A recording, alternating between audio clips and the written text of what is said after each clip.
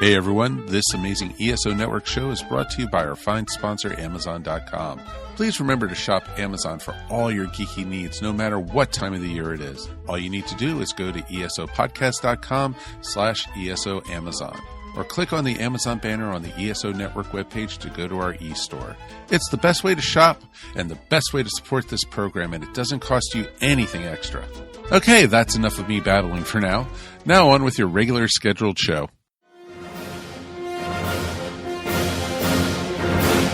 Hello, Marvel Universe! The Earth Station MCU podcast is your home for all things related to the Marvel Cinematic Universe. Join our debrief as we discuss Agents of S.H.I.E.L.D., Agent Carter, upcoming and past favorite Marvel movies, cosplay, comics history, toys, games, interviews, and all things MCU.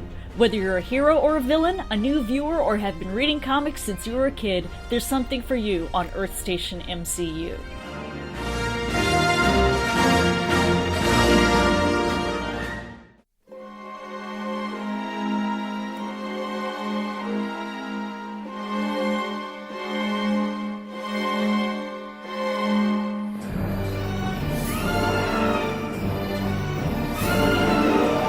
Hello, and welcome again to the Monster Sci-Fi Show podcast. I am your host, The Monster, back to give you another week of sci-fi news. So, just like last week, I have another big podcast to give you. So, let's start off with a couple of tidbits and get that out of the way. Alright, so Callista Flockhart. If you know her, she's Cat Grant, and she's coming back to Supergirl. So she is coming back for the last two episodes for season 2, and we're looking at May 15th and May 22nd. So I am sneaking in an extra show at that week because Supergirl, Flash, and Arrow are going to be ending that week, so I'm going to sneak in a quick review of all three shows, the season finales and the season overall. So I'm going to squeeze another show in there, but that's in May. I think May 27th, something like that. It's that Friday, whatever that is. So that's kind of cool that she's coming back.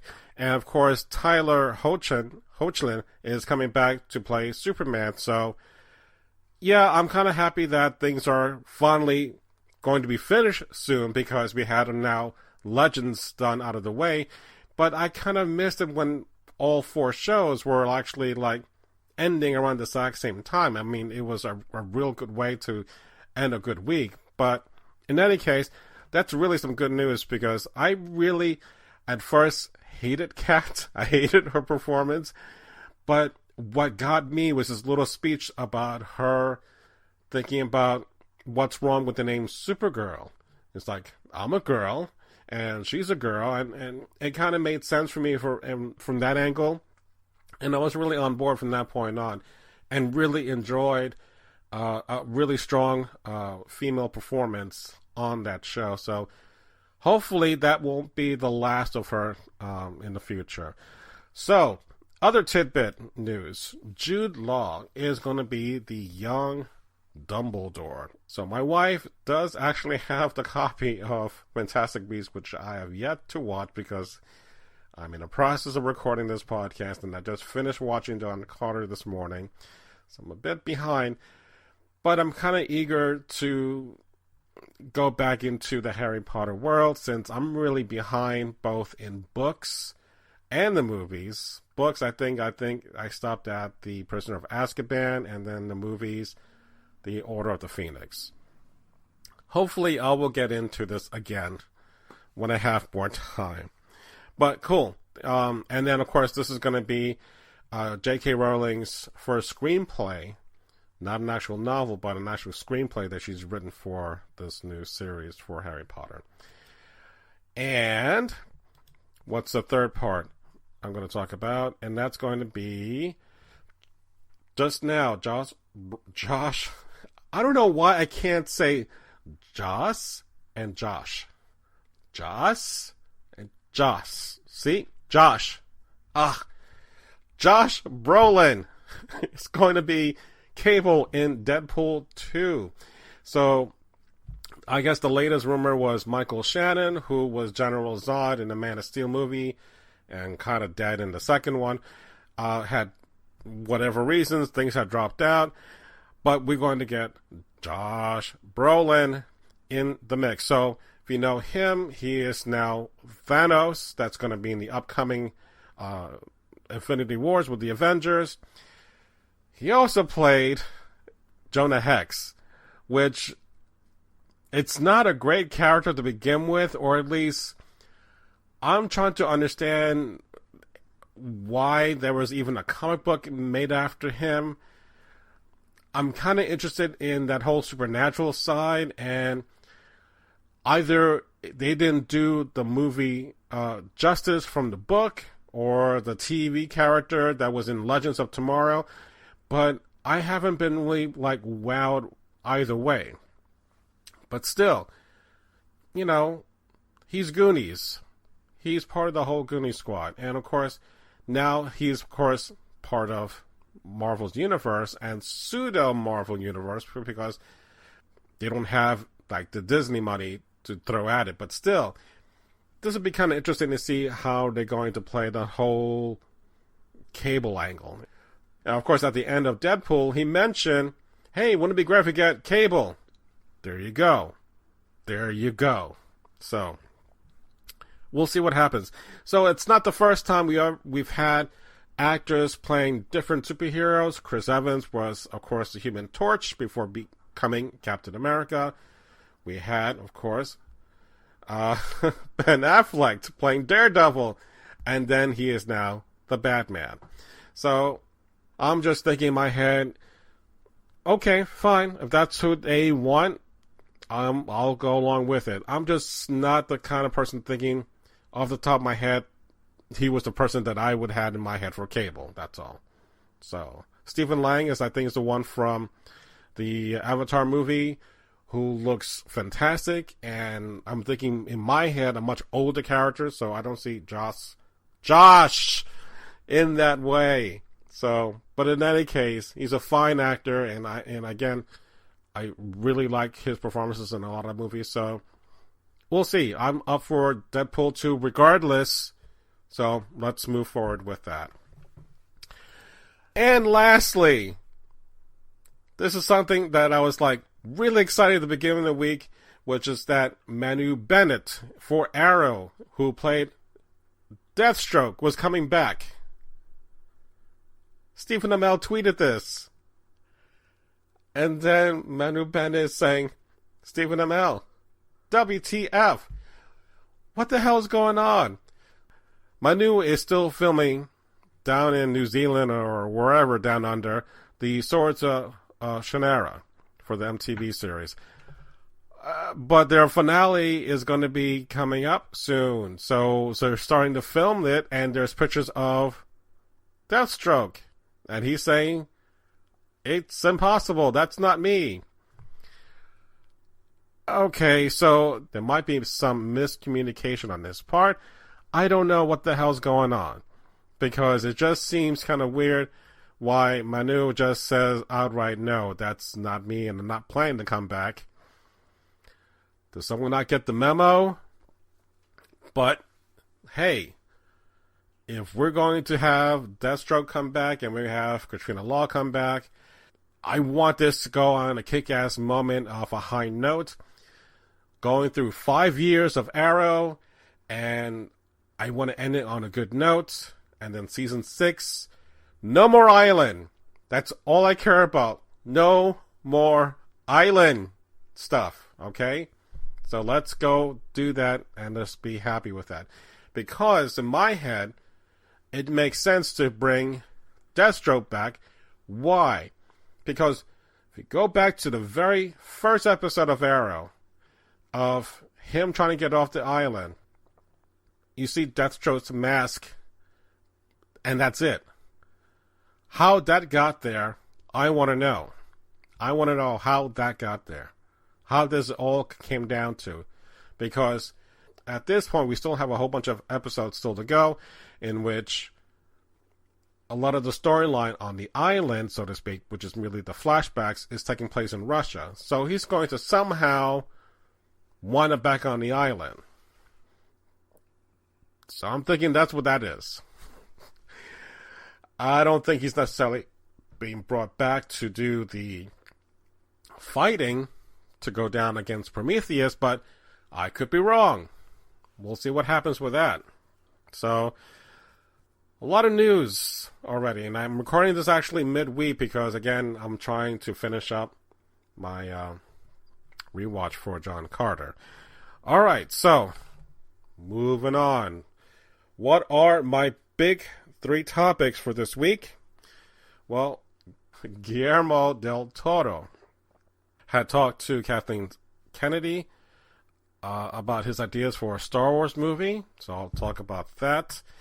I'm going to talk about the Thor Ragnarok trailer that just came out this week. Oh my god. If I did not have such a deep feeling for Cate Blanchett as Hela, it's gotten even deeper.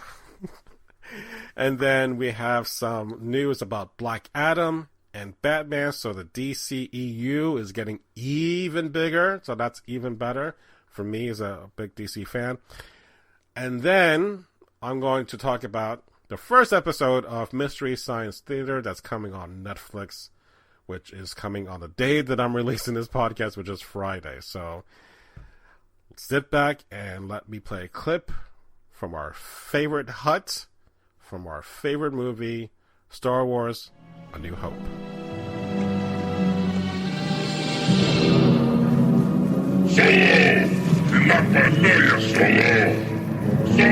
Right here, Jabba. Been waiting for you. You didn't think I was gonna run, did you? So the big news was that Guillermo Del Toro spoke to Kathleen Kennedy, who's heading up Lucasfilm. If you know his work, you know he's the director of Pan's Labyrinth, Hellboy, Pacific Rim, Crimson Peak. So, just kind of, I guess, hey, let's come in and let's have a discussion on what you would like to do if you were given an opportunity to do a Star Wars movie. So, that came about with the idea of doing a Jabba the Hutt movie, a la the Godfather saga. So, Kathleen Kennedy, when she took over before Rogue One even started going into production, she talked about the importance of seeing Star Wars and the franchise in itself and these separate standalone movies more like a genre. Rogue One was supposed to be more like a heist film, which wasn't necessarily a heist film per se. I mean, it had a lot of action on its own. But if you're going to go with that mindset of genres, well, Jabba the Hutt is actually the perfect character if you're going to do any movie like The Godfather. Like, you can see, the rise of this Hutt, or becoming the Hutt, from a small little know-nothing worm and how he rose to power.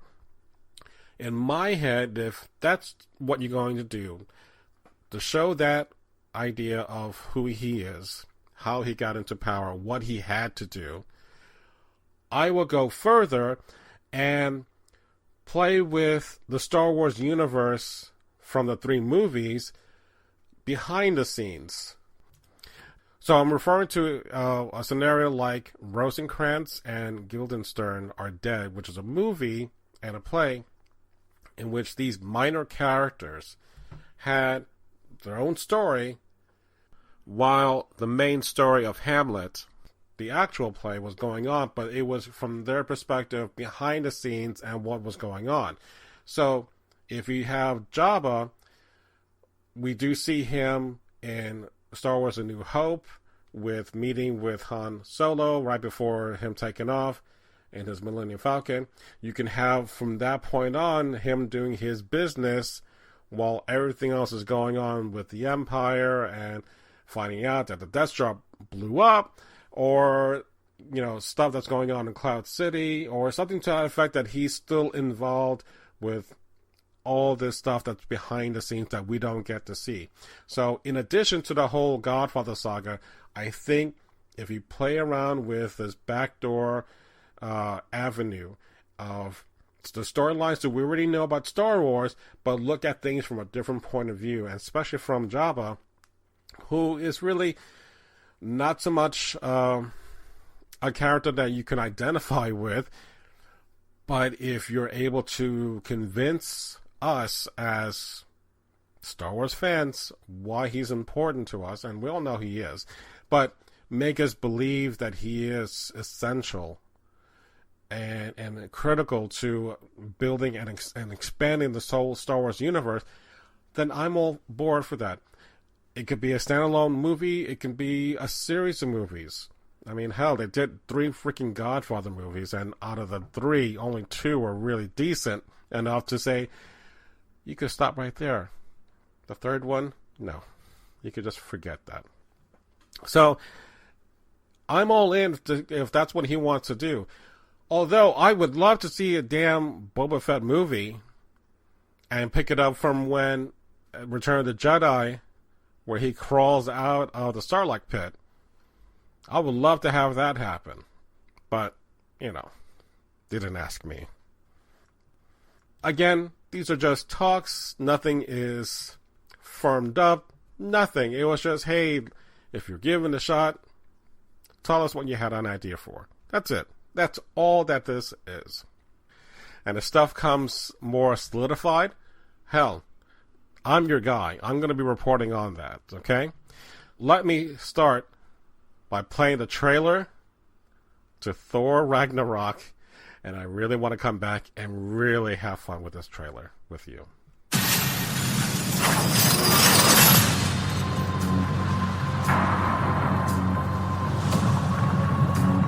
Now I know what you're thinking. How did this happen? Well, it's a long story.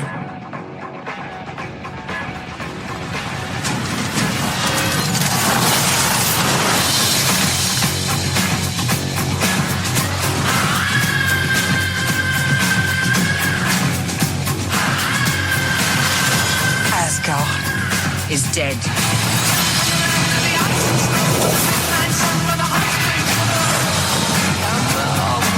Hi there.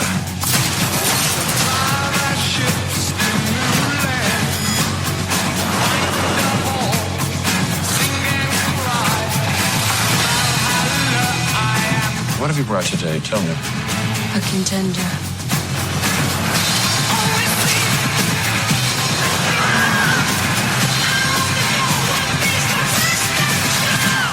It's main event time.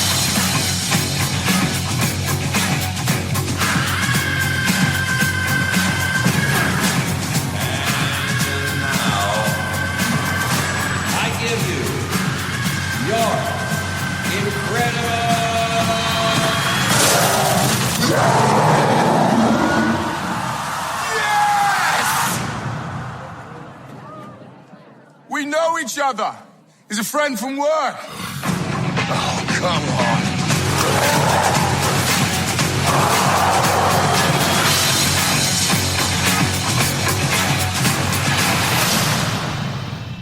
Having watched Thor Ragnarok, the trailer, several times, I am still in awe of what I got to see.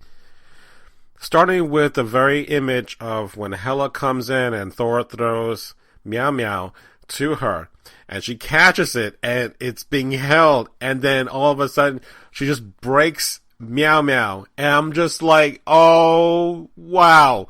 That is so damn fantastic. So, I cannot believe we actually might, and I say might, get a kick-ass villain with Hela. And she's just laying waste to Asgard, and I'm just loving everything about this trailer. The whole Led Zeppelin Immigrant song is so fantastic with this trailer. I mean, it's like up there like Guardians of the Galaxy kind of trailer, with that kind of sense of fun and awe of that spectacle of the action you're going to be expecting. But man, this is fantastic. And of course, Loki's going to be in it. And then the best moment at the end is when Thor is being presented for the arena, and he's finally meeting his opponent, which turned out to be the Incredible Hulk. And it's like, yes! I know him for work. So it's fantastic how this trailer finally redeems itself for me for Dark World, which is the second Thor movie. So in the span of less than 2 minutes, this trailer has made me want to see Thor and be in love with Thor like I did with the first movie and have a great time with it. Because again, watching The Dark World, many times I have not been able to get to that point where I'm like, okay, I wasn't so angry watching it, but yet every single time I watch it, I am still angry. I don't know why. It just doesn't work for me. And again, and it's not just that movie, but in general, you have problems with one-off characters such as the villains, in which you have to spend the whole movie setting up who they are, showing how devious they can be, and be a formidable foe towards our hero. You don't always get that. Red Skull is perfect, but then he's one and gone, sort of. But come on, we haven't had a memorable villain that is going to be long-lasting. Loki, the reason why he lasts and the reason why we like him a lot is because he may get defeated, but he's not gone from the public view. So, thankfully, we're going to get Thanos, who all these years, almost 10 years in the making, we're finally going to get our big reveal of this epic masterpiece is coming down the road. But until then, Hela is on my radar, and I'm so pleased. I'm again beyond myself with this trailer. I do not get tired of watching this, and especially watching Hela crush Meow Meow. That is just the most breathtaking scenes that I've seen in a trailer in a very long time. So I am really excited for what I'm going to see, and I cannot wait towards the end of the year, unfortunately, to watch this movie. But so far, we've had a decent run of good episodes or good movies for this year, and I'm hoping we'll end on a high note, unlike last year, with a lot of movies that didn't fare so well. So, I can't talk enough about this trailer, and more than likely, this will be it. I'm not going to see anything else regarding trailers for Thor, because I try to, when it first comes out, you'll see the teaser and the first two. That's my rule. I refuse to watch the final trailer, because by that point, you're giving way too much about what's going to happen in the movie. And I'm glad that I was able to avoid that for a lot of the movies and been surprised in the process. So this is enough to whet my appetite. You don't have to sell it anymore to me. I am all in 100%. All right, so let's move on to the news about Black Adam and more Batman movies. Indeed, you are my physical match. But I sense one critical difference, a vulnerability to magic.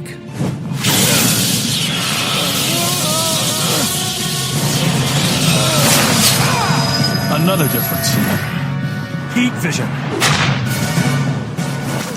All right, so if you remember back in, how long ago? 2014?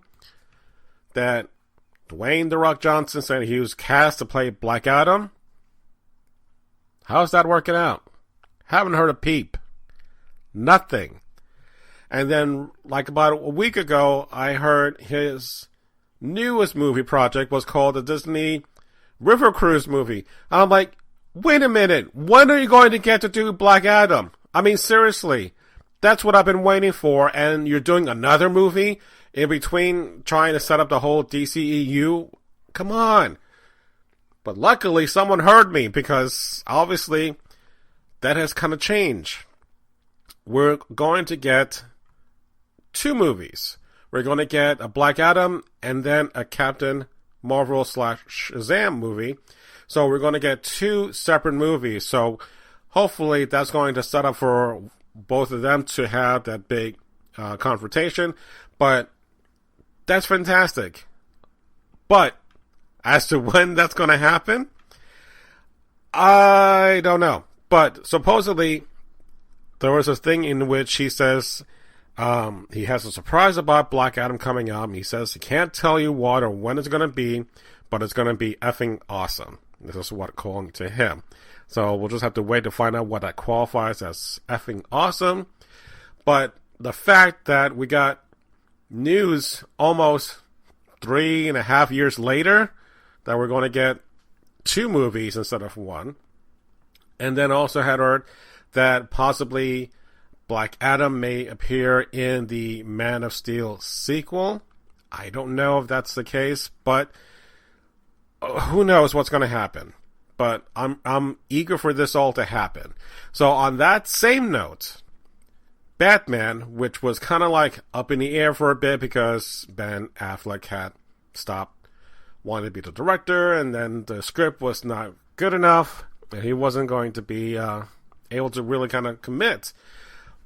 But things have turned around dramatically.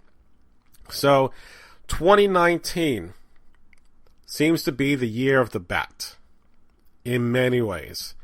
So we're not getting one kind of Batman-related movie. We're going to get 4 related Batman movies in 1 year. So that's crazy. That is way crazy. All right. So we're going to get Gotham City Sirens, which is going to be the sequel for Suicide Squad with Harley Quinn. And then Memorial Day, we're going to get Nightwing. And then come August, which I've always said August is really a crappy time to release movies, because by that time, you're not going to have your best. But Guardians of the Galaxy has proven that to be not the case. So we are going to get Batgirl, which is the Josh... See, I did it again. Which is the Joss Whedon Batgirl come August. And then at the end of the year, November 2019, that's when we're going to get the Batman movie. So, talk about really going all out against Marvel, because if we're lucky, we'll get maybe 2 movies within a year. You know, one in beginning of March or April or so forth, and then one towards the end of the year.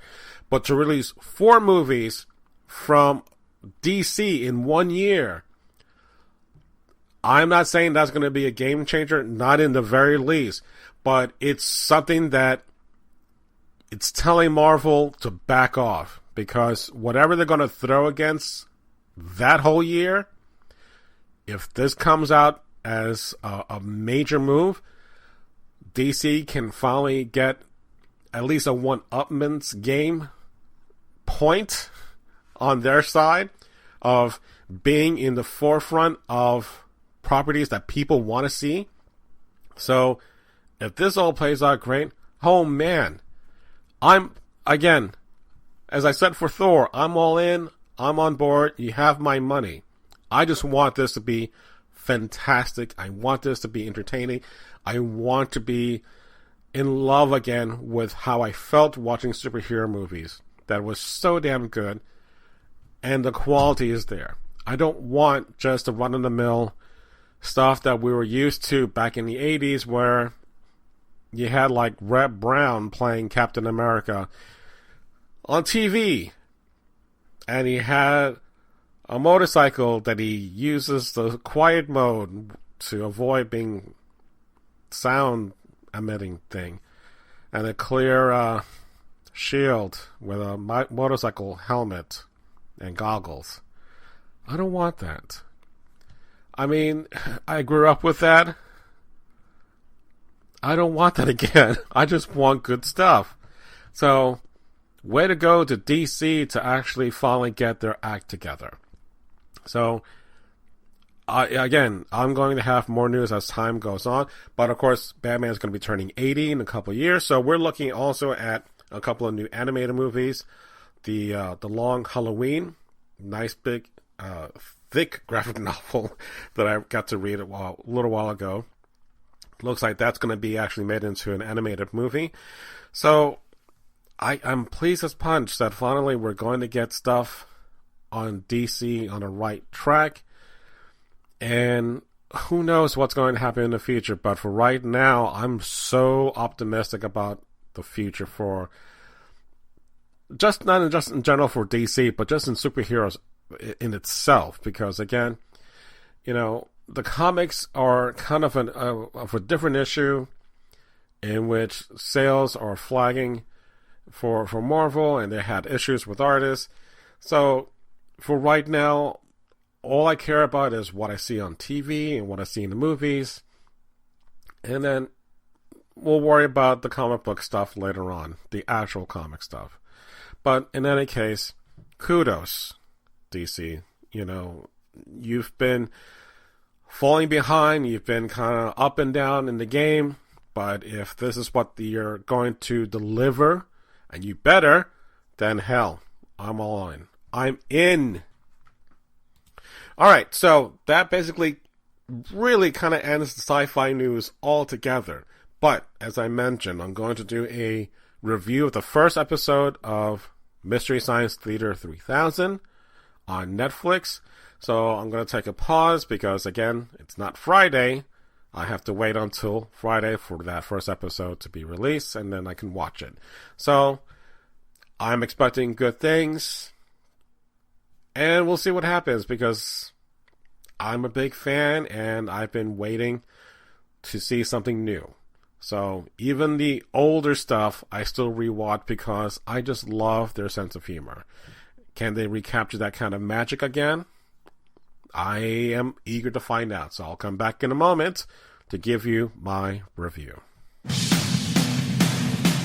Oh, hey, we've got one! Mayday, mayday, mayday. This is Moon Base 13. We need your help. Mayday! Show trap initiated. You speak to I, Kinga Forrester, commander of the Moon 13 Research Station. I am reopening my family's most legendary experiment, Mystery Science Theater 3000. Movie in the hole.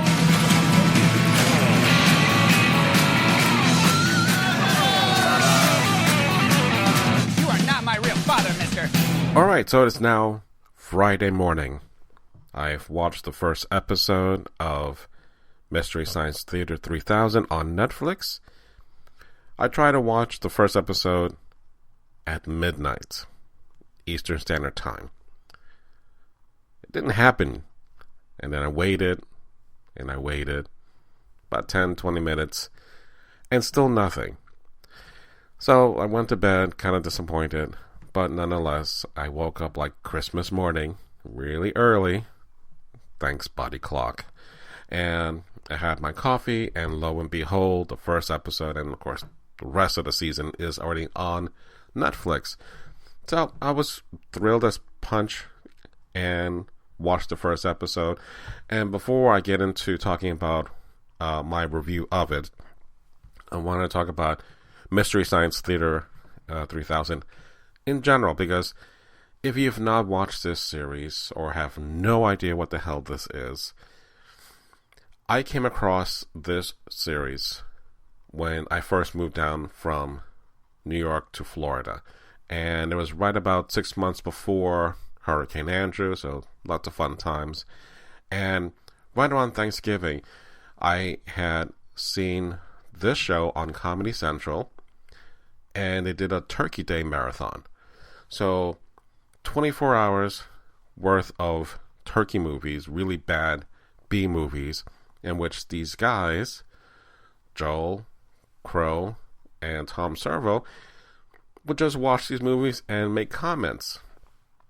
it's the kind of stuff that I used to do with my friends when I lived back in New York. But now there was a TV series, and I just fell in love with these guys. So I stuck through them, through the cast changes from Joel to Mike, and then, of course, the henchmen, Dr. Forrester and TV's Frank, had also changed and evolved. So, and then after a while, after the 10th season, we actually get two different groups still kind of continuing their take on what they used to do.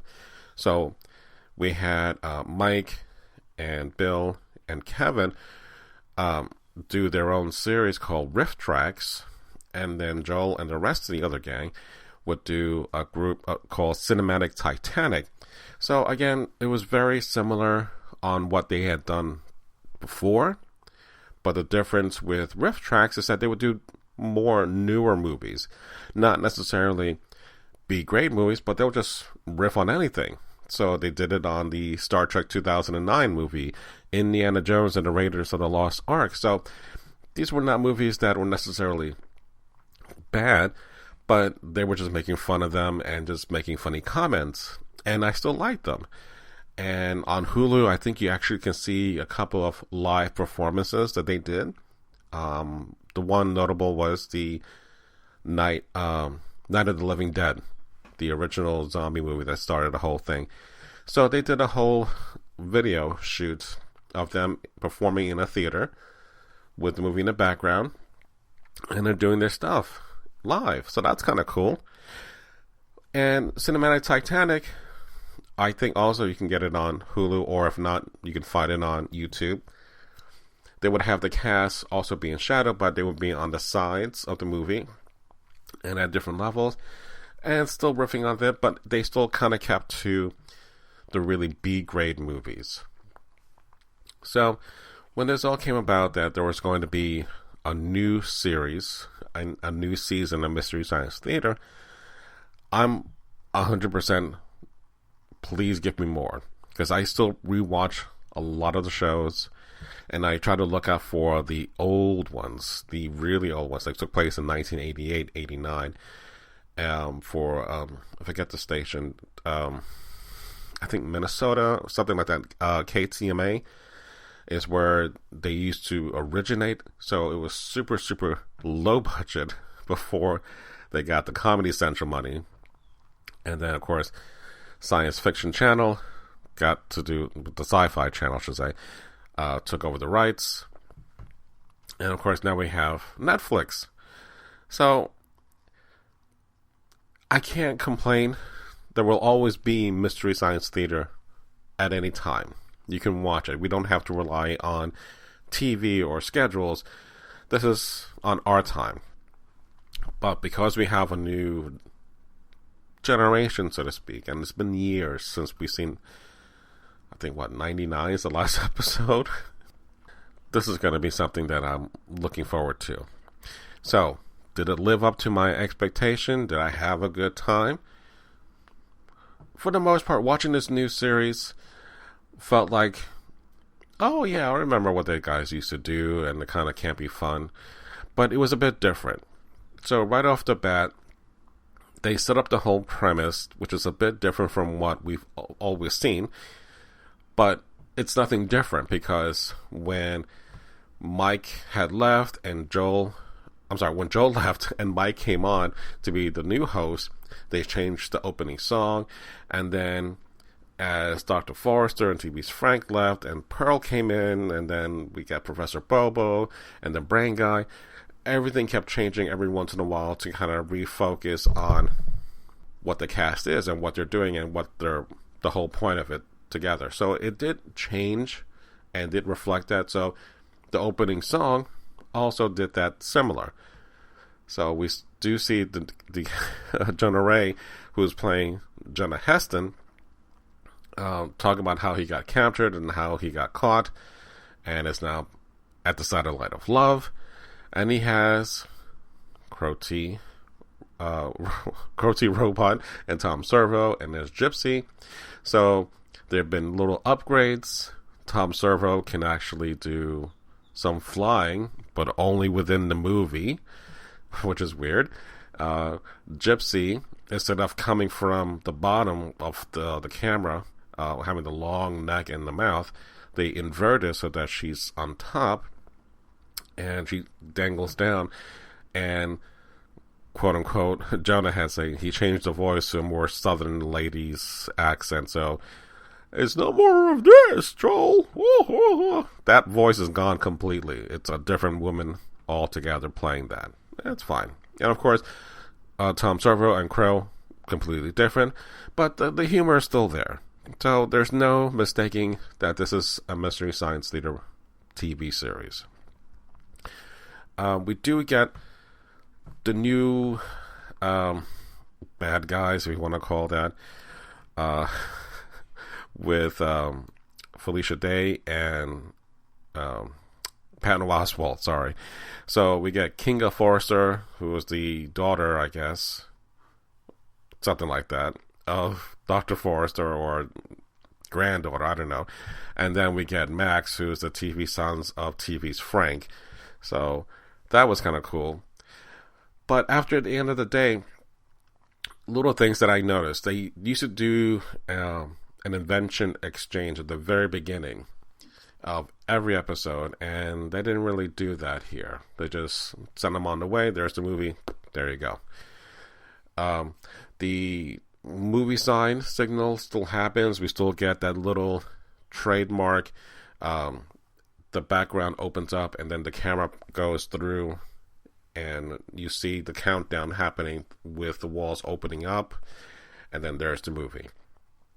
And then every once in a while, the movie does come back to the set, just like the normal process. But what kind of threw me off was that every once in a while, it took a quick little break, like you were going to do a commercial.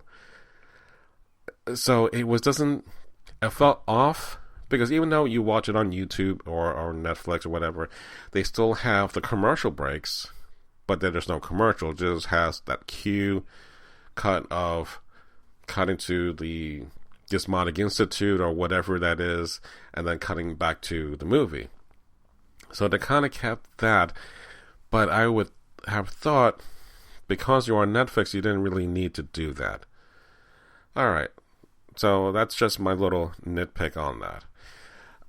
The episode that they played was for a movie called Reptilicus, which I guess is a Swedish kaiju movie, which I've never heard of, but I'm glad they did this. Was very happy with the song that they did called Every Monster Has a Nation, or something like that. Every nation has a monster that they're afraid of. So Jonah was talking about how it's not just Godzilla that has, its association with Japan, but everywhere around the world has their own little kind of kaiju creature. So, and it was a very fun song, and I'm glad they were able to fit that in there. So that's in very keeping of what they would do on the show. The other thing that I liked was they still threw in a lot of little pop culture references that are like a little bit more relevant today. One of the scientists was tapping on a tank with a turtle, and he was asking him if he had found Nemo. So I'm like, that's something that you would never have had in 1999. The other thing, there was a Tempest game reference, which I'm like, hey, I caught that. No one knows Tempest, but I do. So things are like that. Those are kind of little gems that you as a viewer, that if you didn't catch all of the reference, you would get one that's specific to you, that you would get and you would love it. So that's the kind of stuff that I've always loved about Mystery Science Theater, is that they can throw in so many random things into the mix, and many times it will just go right over your head. But if you are aware of whatever they're talking about, then it's really hysterically funny. But it has really a lot of rewatching factors. So if you miss something the first time, or you become more educated in other things and you rewatch it again, then you pick up those references. So it's just a lot of fun to kind of get all those little jokes, the in-jokes that they're throwing at you. And of course, one of the benefits that I enjoy of watching this on Netflix is that you can do subtitles. Because again, there are a lot of jokes that just kind of fly by and you miss what they were saying. And if you watch that, you can always see that on the screen with the subtitles, and then you can catch it real quick. So, but the only thing that was missing was Cambot. There was no mention of Cambot. So I'm not sure if that was just an oversight or it's just me being nitpicky. But again, Cambot is part of Mystery Science Theater 3000. How else are they going to be filmed watching this? So, in any case, in the grand scheme of things, there was, as Joel was leaving and Mike came in, there was at least some kind of recognition that there was someone before, there was someone after. But with Jonah coming in, it seemed as if this was for the first time. But then Kinga Forrester was making reference to restarting her father's business. So there was someone before, but they're not really acknowledging Joel or Mike. So I thought that was kind of weird. In any case, again, it's a little nitpicky thing. So go enjoy Mystery Science Theater 3000. I'm dying to know what other people think about their reactions, but I was happy with it. And it wasn't a very high bar to start off with, so it just gave you exactly what you loved and gave you some more stuff and some newer stuff. And will it stand the test of time? I don't know. But my thing is that I'm hoping that the interactions with Kinga and Max, with Jonah, is going to pay off a little bit more down the road, because I didn't see much in the way of interactions at the very beginning. Again, the invention exchange was what I was kind of looking for, and they didn't do that. So it seems as if you got these big name talents, and they don't really interact at all, almost next to nothing at the very beginning. So I'm kind of hoping that that will be just some kind of payoff at the end, that they will acknowledge that, or something to that effect. All right. So that's it. I am done with this podcast. And again, another long one. But again, we have lots to talk about. And on top of that, this is being recorded finally about 9:36 a.m. So in about 3 hours, because the Star Wars celebration has been going on, we got news late yesterday that the new Star Wars trailer, The Last Jedi, was going to be released today, about 12:30. So I thought about, well, let me wait until I finish the whole podcast, drop it in at the end. But I'll talk about the whole Star Wars celebration as to what came out, what was the big news, on next week's podcast. So again, I don't want to cram so much that I can't finish this podcast. It's just, I got to get a certain point and then move on. Because again, I still have to finish up the John Carter rewatch. So I may be delayed until later tonight, maybe the weekend, but it will come out soon. So sit tight for that. So with that, again, you like my show, please give me a rating on iTunes. Follow me on the various social networks. You can email me at monsterscifishow@gmail.com. Again, please send me your thoughts, your comments, and your concerns about what's going on with everything I just reported, or things I should be talking about instead. Please, I would love to hear from you. So, thank you very much for listening to the Monster Sci-Fi Show podcast. Sci-fi from a certain point of view. Good night.